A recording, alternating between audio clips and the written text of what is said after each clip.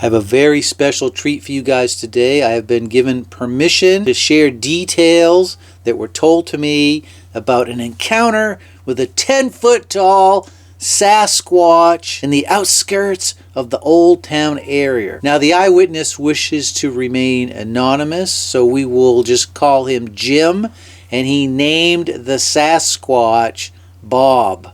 Now, Jim has related to me that he has had a number of Sasquatch encounters in eastern and northeastern Maine, areas that I myself have researched and know to be infested with Sasquatch. A few years ago, to far eastern Maine, over in across the border into Canada, a number of people related to me that they were seeing Sasquatches on the Canadian side. One of them was a person that was driving down the road and saw what they thought was a very tall person standing by the road, or a bear. They were confused as to what it was, and when they got up close to it, realized that it was a Sasquatch standing on the embankment at the edge of the forest, and just simply watched them as they drove by.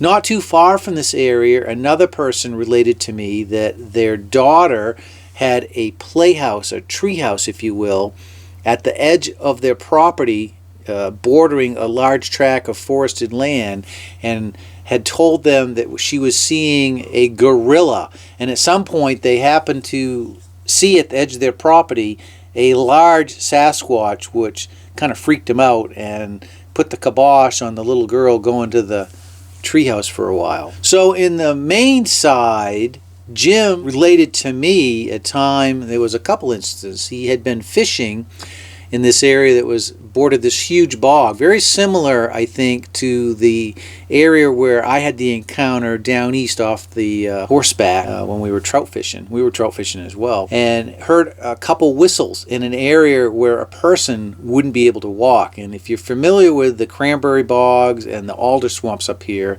you'll recognize we have a lot of kind of floating swampland, which is treacherous to try to travel through. You can really only get through it with a canoe. Even then, you can't really canoe in some of these areas. They're basically inaccessible to a human. The other incident was also involved trout fishing. And the trout fishing up here, if you're stream fishing, often involves going on to paper company land and accessing these streams by going through choppings, which is our areas where the paper company's gone in and harvested the trees. And this was the case that day, and Jim happened to go into this one area and had walked down to the stream, and upon getting close enough to the stream so he could see the stream, realized there was a huge, at the time he thought it was a giant bear, which freaked him out enough that he turned around and ran straight back to his friend while his fishing line was unreeling, leaving the bobber in the stream.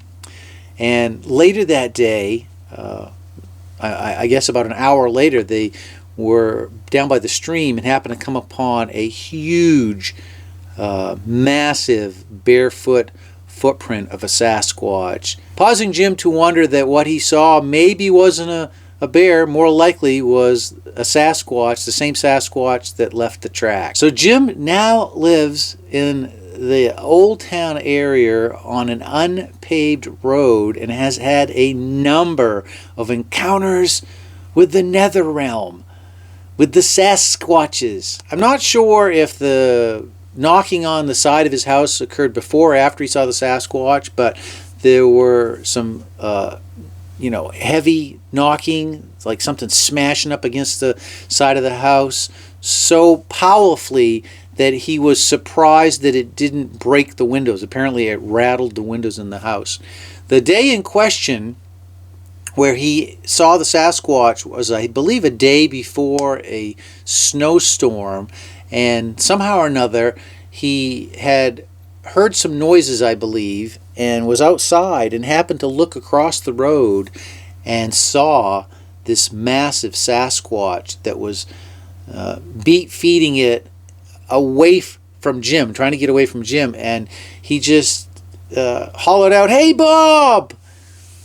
I'm not sure why he referred to Bob. It always makes me think of What About Bob with Bill Murray, but Upon calling the Sasquatch Bob, apparently the Sasquatch let a noise, a loud noise, vocalization out of it, which Jim took to mean that it was expressing its displeasure at having been seen.